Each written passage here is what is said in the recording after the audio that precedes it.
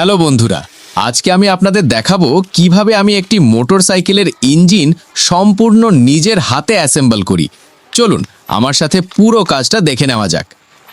শুরুতেই আমি ইঞ্জিন ব্লকের ভেতর ক্র্যাঙ্কশ্যাফট আর গিয়ার বক্সের গিয়ারগুলো খুব সাবধানে বসিয়ে নিচ্ছি।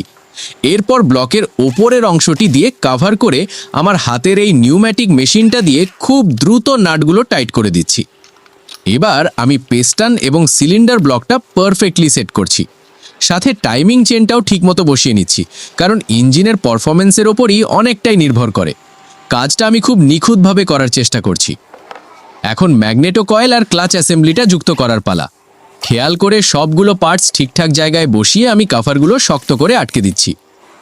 সবশেষে ইঞ্জিনটা যাতে স্মুথভাবে চলে তাই আমি নতুন ইঞ্জিন অয়েল ঢেলে দিচ্ছি। আর এভাবেই আমি সম্পূর্ণ রেডি করে ফেললাম একটি শক্তিশালী বাইকের ইঞ্জিন। আমার কাজটা আপনাদের কেমন লাগলো অবশ্যই কমেন্ট করে জানাবেন, আর চ্যানেলটি সাবস্ক্রাইব করে